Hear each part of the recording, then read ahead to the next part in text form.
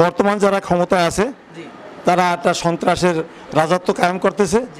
সেই সেট থেকে মানে উত্থানের জন্য অ্যাডভোকেট বাজিদ আহমেদ খান আমাদের একমাত্র প্রার্থী।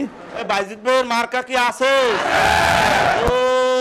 সেই মার্কা গাজীরহাটে, বগিরাপুরে, মিরুখালী, বগিরাপুরে, গুলশাখালী, নটবাড়িয়াতে, দানিশাপায়, তুষখালী। আসসালামু আলাইকুম ওয়া রাহমাতুল্লাহি ওয়া বারাকাতুহু। প্রিয় দর্শক শ্রোতা, আমি এই মুহূর্তে উপস্থিত আছি গাজীরহাট খোলা। এখানে আসলে যারা আমরা দেখতে পাচ্ছি সাধারণ কিছু জনগণ একটি অফিসের ভিতরে বসে আছে। আমরা তাদের কাছ থেকে জেনে আসবো এই যে আমাদের 29 তারিখে উপজেলা নির্বাচন চলে আসছে, আসলে যারা এখানে সাধারণ জনগণ যারা আছেন তাদের কাছ থেকে শুনবো তারা কোন প্রতীকে ভোট দিতে চাচ্ছে এবং তাদের পছন্দের যে প্রার্থী সেই ব্যক্তি কে হবে সেটা আমরা একটু তাদের কাছ থেকে জেনে আসবো। আসসালামু আলাইকুম। ওয়ালাইকুম আসসালাম। আপনি কেমন আছেন? ভালো আছি। এবারে যে 29 তারিখ উপজেলা নির্বাচন আসছে, কাকে ভোট দিবেন? বাজিদ ভাইকে। আপনি কাকে ভোট দিবেন? বাজিদ খান। বাজিদ ভাইকে। যে এই বাজিদ ভাই রে। বাজিদ ভাই মার্কা কি? দখলম মার্কা। দখলম। আপনি কাকে ভোট দিবেন? আমি বাজিদ ভাইকে ভোট ভালোবাসি, এটা ভোট দেব। আচ্ছা, বাজিদ ভাইকে ভোট দিবেন কি কারণে? কি কারণে? জনগণের সেবা করার জন্য। জনগণের সেবা। আপনি কাকে ভোট দিবেন? বাজিদ খানের। আচ্ছা, আপনি ভোট দিবেন কাকে? বাজিদ ভাইকে। কেন, কি জন্য? সে দেব আমাদের এলাকার লোক, দক্ষ, সর্বোচ্চ শিক্ষিত, তার দিয়ে আমরা উপকৃত পাবো। ভোট দিবেন মুরব্বি? বাজিদ খানকে ভোট দেব। আপনি? আমি বাজিদ খানের ভোট দেব। দর্শক শ্রোতা, এক কথায় আমরা দেখতে পাচ্ছি এখানে যারা উপস্থিত রয়েছে আরো মা বোনরা উপস্থিত আছেন। আমরা মা বোনদের কিছু সাক্ষাৎকার নিব যারা বোরকা পরা অবস্থা আছে, তাদের কাছে আমরা জিজ্ঞেস করবো দেখি আমাদের যে মা বোনরা রয়েছে তারা কাকে ভোট দিতে চাচ্ছে। আপনি কাকে ভোট দিবেন? বাইজিদ ভাইকে। আপনি কাকে দিবেন? বাজিদ খানের। কেন বাইজিদ খানকে কেন দিবেন? আরো তো প্রার্থী আছে। সন্ত্রাস মুক্ত করা। সন্ত্রাস মুক্ত, তারপরে বাচ্চারা যেন নেশাযুক্ত না হয় সেই কারণে নাকি? জি। আচ্ছা, আপনি কাকে ভোট দিবেন? বাজিদ ভাইকে। বাজিদ ভাইকে। দর্শক, আসলে আমরা দেখতে পেয়েছি ইতিপূর্বে একদম জনপ্রিয়তার শীর্ষে রয়েছে আমাদের অ্যাডভোকেট বাজিদ আহমেদ খান। শুধু এখানে না, আমরা যে কোনো জনসভায়, যে কোনো পথসভায় আমরা দেখতে পাচ্ছি হাজার হাজার হাজার হাজার লোক হচ্ছে। দর্শক শ্রোতা, আমাদের মাঝে এখন বর্তমানে আমি যার কাছ থেকে সাক্ষাৎকার নিব আমাদের সাবেক সফল ইউপি সদস্য এবং জনগণের আস্থাভাজন মোহাম্মদ সিদ্দিক মেম্বার সাহেব, তার কাছ থেকে আমরা কিছু কথা শুনে আসব। আপনি এই যে নির্বাচন আসছে, আমি দেখতে পাচ্ছি আপনারা আসলে আমাদের অ্যাডভোকেট বাজিদ আহমেদ খানের যে দল করতেছেন, দতকলম প্রতীকের করতেছেন, সেটা আসলে কি কারণে? প্রার্থী তো আরও ছিল। বর্তমান যারা ক্ষমতায় আছে তারা একটা সন্ত্রাসের রাজত্ব কায়েম করতেছে।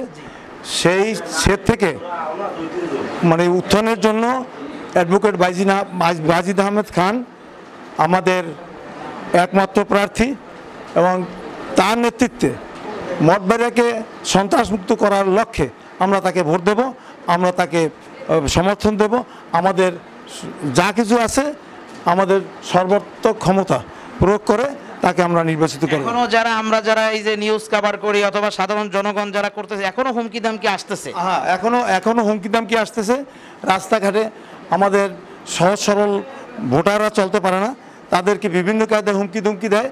এবং আপনারা কি মনে করছেন তাহলে বাজিদ আহমেদ খানকে যারা ভোট দিবে, যারা সাধারণ জনগণ, তারা সবাই ভালো মানুষ, আপনার মতো আমাদের মতো টুপিওয়ালা দাড়িওয়ালা মুরব্বীরা এবং যারা ইসলামের পথে চলে তারাই বাজিদ ভাইকে ভোট দিতে যাচ্ছে? আর বাদ বাকি যারা হুমকি দিচ্ছে তারা কোন সাইডের লোক একটু আমি স্পষ্ট শুনতে চাই। যারা সমাজের অসামাজিক লোক সেই লোকগুলোই তাদের পক্ষে, এবং যারা সামাজিক লোক, সামাজিকভাবে চলাফেরা করতে চায়, সাধারণভাবে জীবনযাপন করতে চায়, তারা বাজিদ আহমেদ খানের পক্ষে আছে।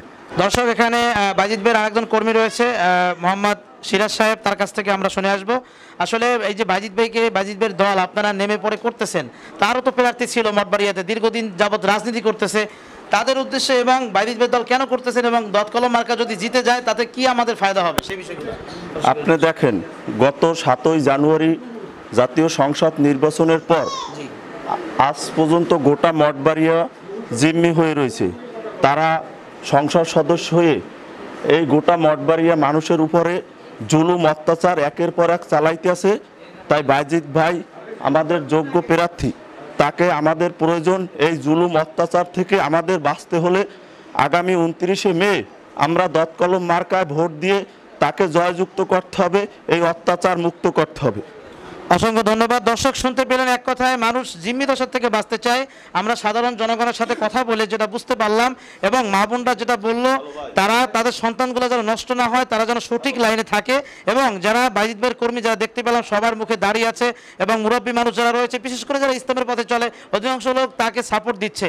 তার মানে বোঝা যাচ্ছে যে বাইজিদ আহমেদ খান সে একজন ভালো মানুষ, সৎ ব্যক্তি, এবং আমার যতটুকু জানা আছে সে একজন অবশ্যই 100% সৎ ব্যক্তি। দর্শক, আজকের এই প্রতিবেদনটি আপনারা যারা মঠবাড়িবাসী আছেন সবাই শেয়ার করবেন। আমি শেষবার মধ্যে একটি কথা বলে নিচ্ছি, আমরা যেভাবে দত কলম মার্কার জোয়ার দেখতেছি, সবাইকে বলবো আপনারা ভোটটা অন্য কোথাও দিয়ে মূল্যবান ভোটটা নষ্ট করবেন না। ভোট একটি আমানত, সেই আমানতকে রক্ষা করবেন, কারণ আপনি যদি এই আমানতের খেয়ানত করেন সারা জীবন আপনাকে পস্তাতে হবে, মহান রব্বুল আলমীর দরবারে আপনাকে জবাব দিতে হবে। তাই সকলে মিলে 29 তারিখে দত কলম প্রতীকে ভোট দিয়ে জয়যুক্ত করে তাকে আপনাদের আমাদের যেই উপজেলা চেয়ারম্যান হিসাবে তাকে আমরা দেখতে চাচ্ছি, এবং মঠবাড়িয়াতে সে মাদক মুক্ত, সন্ত্রাস মুক্ত, চাঁদাবাস মুক্ত, এবং ব্যবসায়িকদের জিম্মি দশায় সাধারণ মানুষ যারা অস্ত্রের মুখে আছে, বিভিন্ন হুমকি দামকি দিচ্ছে, তার থেকে সবাই পরিত্রাণ পাবে সেই আশাবাদ ব্যক্ত করে আজকে নিউজ এখানে শেষ করছি।